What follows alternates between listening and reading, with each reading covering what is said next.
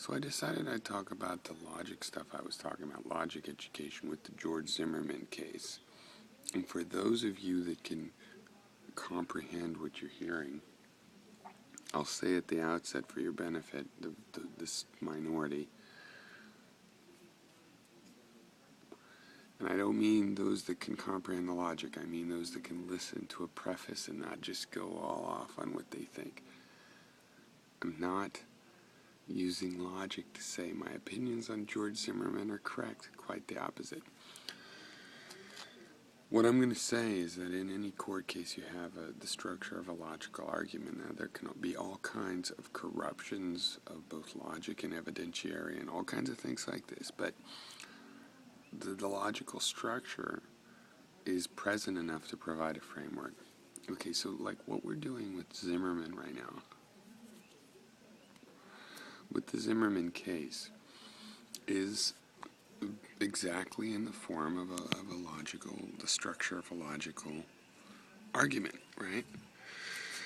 So there's deductions that we can try to make. Oh, that's locked. I might lock myself. Is it locked? What the hell? Oh, I see. Yeah.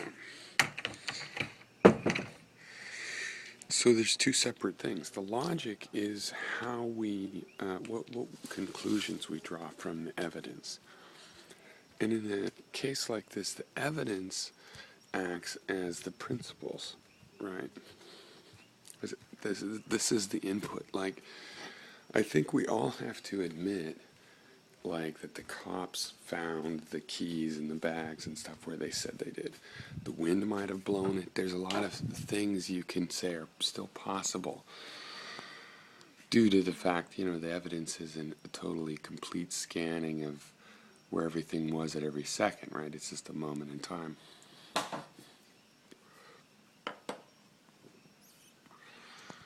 So, oftentimes, everybody misunderstands me. I look at what I'm doing online as these logical arguments, even though I'm doing it with people that don't see it that way.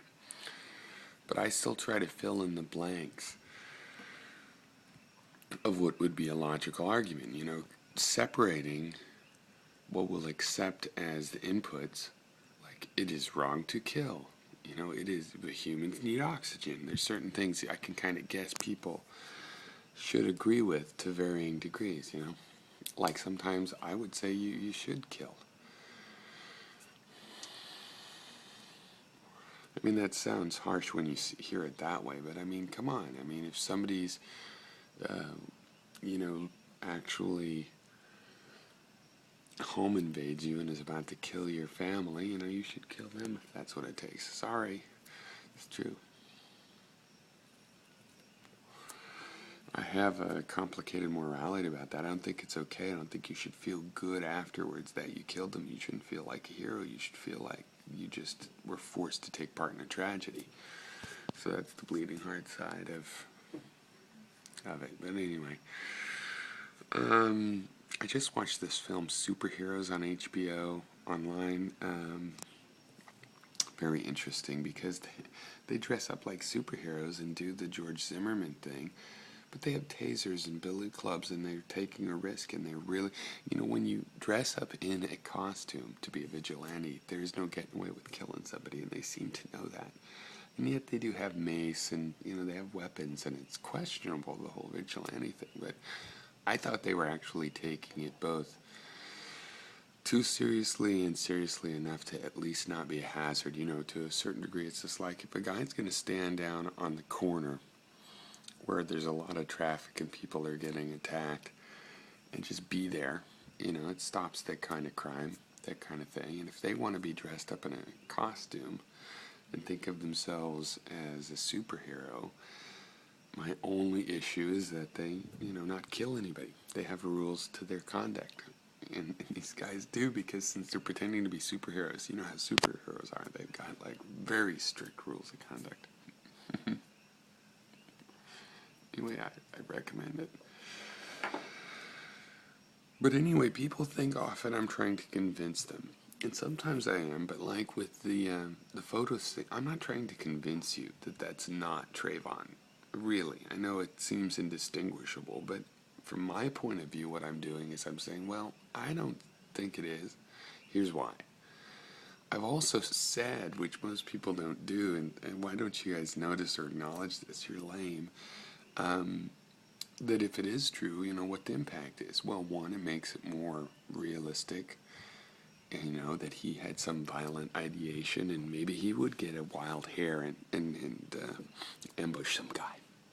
It makes that more credible. On the other hand, it doesn't put him it doesn't make him a thug, because the rest of his life it looks like he was just fronting in that, if that's what he was saying. The rest of his life doesn't look that way. At the worst, it puts him a little bit on a par with the guy that almost had 2 felony raps on him that he did have to face and deal with, and and various other aggressive things, because we know already that it's credible that I think that Zimmerman was overeager. He's like, I don't want to talk about my address because he might be right here, but I'm going to go lurking around in the dark because I can always kill him.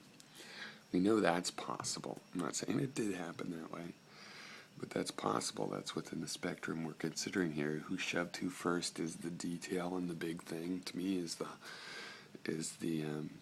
who had the gun and whose suspicion was fatal.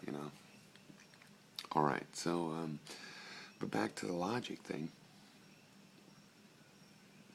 Like me talking about the Twitter is just whether I want to accept that at this point in things as my input. And for you guys to whine is just like, I'm disappointed, because it's like, look, I said I don't consider it the official input, that we know that's him. On the other hand, okay, you took the effort to show me why you think it's him. I see you spent time on it. It could be real, just because I don't think it's real doesn't mean I'm not willing to go, well, what if it is real? I mean, even more bizarre stuff, I'd go, hey, okay, well, what if it is real? I enjoy that kind of a thought experiment. I'll do it. You should be appreciative. If it is real, then yeah, it's conceivable. It's a little bit more conceivable that Trayvon, became the aggressor in the last minutes. On the other hand, it doesn't mean that that is what happened. It just means it's a little bit more conceivable. And when we get down to it, the placement, everything, and the witnesses and the George's statement, these things are going to play a role that's a lot more significant than that one piece of evidence. Because what we can do with the logic, of course, is say, well, here's evidence that could go either way. Now let's run the logic through with both of them and see what the result is. How different is it? It's like Jay Falexican is mocking a little bit, which is, okay, but also lame, that I don't think that's Trayvon. And yet, he and I both figure in the practical sense, really the only important thing, not that any of this is important in the sense that we're not going to decide the actual part, but if we're talking seriously about this and showing if, our understanding, its incompleteness or aptitude or whatever we're doing with regard to that, he and I both think, yeah, this is probably manslaughter. Like, what's the murder 2 thing? Is that what they're doing? I'm not trying to be careful in this part, but if it was murder 2, and isn't that he had to have followed him to kill him? No, he didn't do that. He followed him to the dark, and he provoked it like a guy that provokes a bar fight where he knows he has deadly force he's willing to use, and so I guess that's manslaughter. Now, I think it should be more serious than that. It's a vigilante, hey, watch out, this is not good for society kind of thing, to me. But when we get down to the brass tacks, what's the big fucking difference? So, I mean, it's important using the logic and show you that, hey, if we disagree on this, it doesn't really matter. Maybe one of us gets a glory point later on when they have to admit that's him, and I go, oh, okay, I guess I admit it too. But it won't make a huge difference in the outcome. Plus, I have told you what difference it would make for me. And I'm reliable on that. I've, people... The trolls often try to go, oh, he has all these videos. Yeah, well, and I'm reliable on that. It's years. I follow up. I'll admit stuff. People can think whatever they want because of how often I don't have to admit that I've done anything wrong, or I've hedged my bets in the right place, because that's me saying, well, I don't really know this or that, but I predict this, and call me on whichever of it that you want. But I'll tell you what, if that stuff's admitted into court, I'll acknowledge that. If it's still disputed, I might take the side of the disputant, and I'm honest about if I do accept it. I'm telling you pretty much, I might have some different feelings I can't anticipate, but I'm telling you pretty accurately. Okay, well, yeah, that would change things. I could see that Trayvon was going a little harsh. That's for me, that's not my sense of humor or anything. I could see people apologizing it, in the apologia sense, and going, oh, well, it's just a kid and stuff. But to me, frankly, even holding the cash full of dollars, I can imagine my kids doing it and go, oh, you kids. So I don't think that it's a fatal thing just that much. Obviously, and certainly even fronting as a gangster is not the worst thing in the world. It's still important whether you really are. And smoking pot, not the worst thing in the world. That part I think we pretty much know. And but still, not like some mega